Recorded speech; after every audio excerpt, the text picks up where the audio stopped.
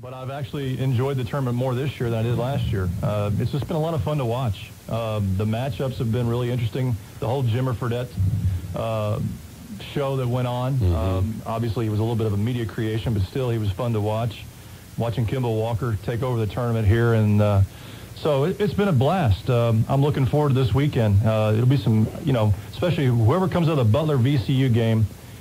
Let's say UK advances. What kind of matchup would that be for UK? Butler defensively could, maybe stay with Kentucky. Could VCU? VCU's got a lot of speed, a lot of athleticism. But UK's playing awfully well right now. So you don't mind that the top 8 seeds are nowhere near it? No, because I think this is what we've wanted. Do we want to go to a BCS model where then why even have the tournament? We'll just take, Ohio State and Kansas were 1 and 2. Let's just go ahead and match them up and have the national title. And neither one is around. I mean, if you're going to play a tournament like this, this could possibly happen. And it did. It basically is a perfect storm. Who did you have winning the national championship? I had Ohio State. Yeah. I had Pitt. I had Ohio State, Duke, and Kansas in my 3 brackets. 3 brackets. The sheets of integrity. Right. Exactly right. Really? It's trying to win money. There's no integrity in gambling. Like Dale Owens. You have about 8 sheets. And the second question, has this UK run, and I don't know where you were, Greg Elliott, from the Louisville Bats, on Calipari and his coaching ability. Like, I've always sort of questioned he's a great coach. You don't become the coach at Kentucky if you're not a great coach. But there was moments last year, especially against that West Virginia game that I brought up a lot. But I tell you, this run and this team, it's changed my mind a little bit about Cal. I put him in a higher category. The thing that's impressed me about Coach Cal right now, especially this year, he's kind of, I wouldn't say dumped it, but kind of pushed to the side a little bit. The dribble drive offense has gone to more of a high screen and roll, pick and pop, basically utilizing and really working more to the strengths of his team, working more to the talent. Last year, it seems like that kind of an offense might have worked well with John Wall, Cousins coming out, working Wall off high pick and rolls. Basically, that's what he's doing right now in the NBA. I have to commend Coach Cal for this year. Basically going a little bit away from the old dribble drive, which is what he's been known for. He's kind of hung his hat on, and really working and adjusting his coaching philosophy to the strengths of his current team. Which is shooting, and they have shooters this year that they lacked last year, and now there's a lot more kickouts to open threes, and he's adapted. And I tell you what, Harrelson, watching his growth over the last year and a half. Right. No doubt. That growth, and I got to tell you, about midway through the season, I thought he lost the team. I thought that Jones was going out. They're looking around. He was off the reservation, and Lamb wasn't happy unless he was shooting threes, and I said, this team, this is what you get when you get one and dones, and all of a sudden, they Brandon turned it Knight around. needs to be commemorated for that, because Brandon Knight is a heck of a floor leader. It's rare that you see a freshman point guard carry a ball club all the way to the Final Four, and it'll be interesting to see if he comes back next year. It really will, because his draft stock, I'm sure, is going to be extremely high. Now, before we get to the Bats, there was an interesting story floating around Cincinnati.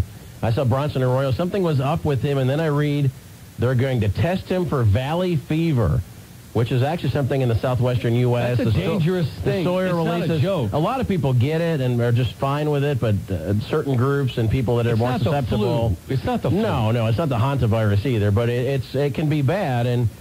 Well, initially, he was sick for over 10 days, and they couldn't figure out what was wrong with him. They were actually thinking about sending him back to Cincinnati for further tests. And they finally tested him out there for mononucleosis and figured, well, that's what came back positive. So he does have mono, but the interesting thing is Bronson went to the mound today in the final exhibition game, pitched, as I was listening, he was being taken out in the 7th inning. The Reds were up 3-2 and pitched extremely well with mono in Arizona heat. So, wow, you got to commend a guy for doing that. Oh, my Lord. I had mono in high school. I didn't move for about 2 weeks. He could have caught that from sharing a microphone at a karaoke bar.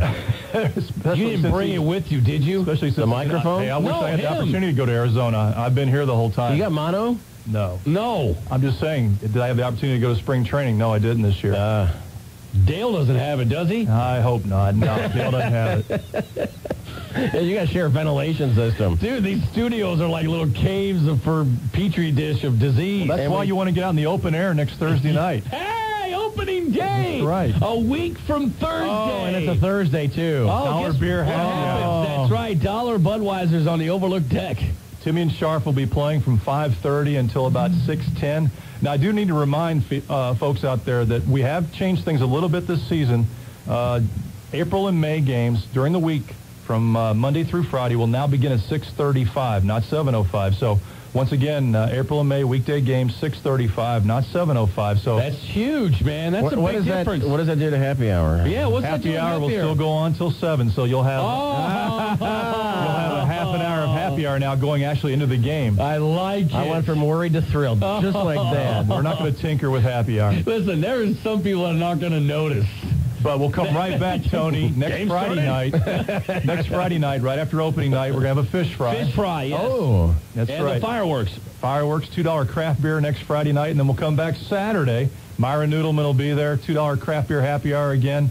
So a lot going on at the ballpark. We'll have an open workout to the public next Wednesday, 6:30 at Slugger Field. Come on down, check out the 2011 Louisville Bats. And, of course, Thunder tickets are on sale right now at the box office. Thunder's doing extremely well. Thunder is April 16th at Louisville Slugger Field is the best place to view Thunder, and our Thunder activities this year are brought to you by our friends over at Belterra Casino and Resort. The Reds kick off their season against my Brewers on Thursday, so the rosters are set now, are they? They're basically, I would say, as we're speaking, the Reds are getting ready to board a plane pretty soon and head back to Cincinnati for a workout tomorrow.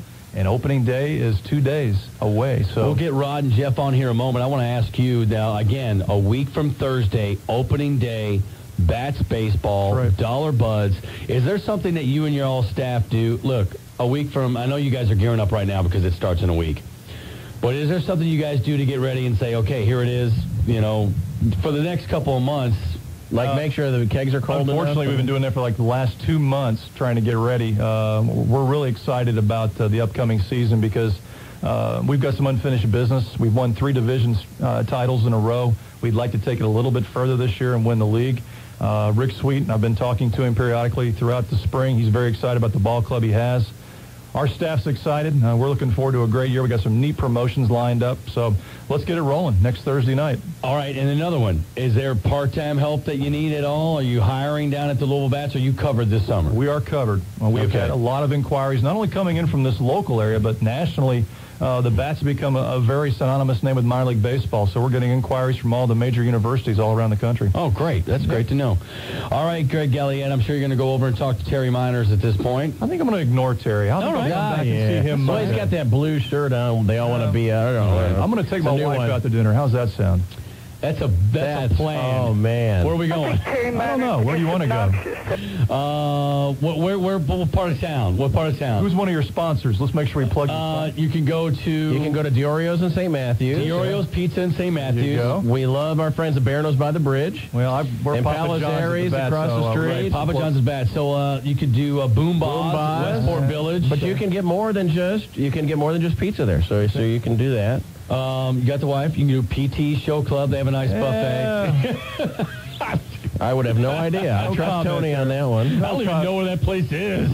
No comment. I'm sure our players will find out where that is.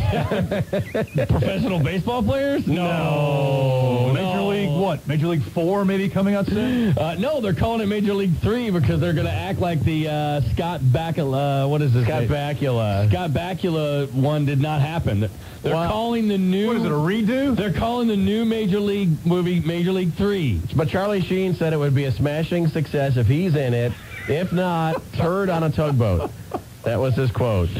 Greg Elliott, opening day a week from Thursday. We always love you coming in, man. Can I give that ticket number one time? Yeah. For Bats tickets. New ticket number, by the way, since we're no longer with Ticketmaster.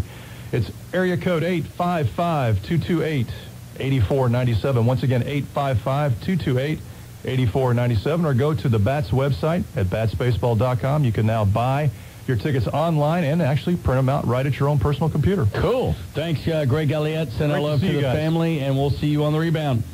All right, man. Good basketball segue. Back to our topic. Yeah.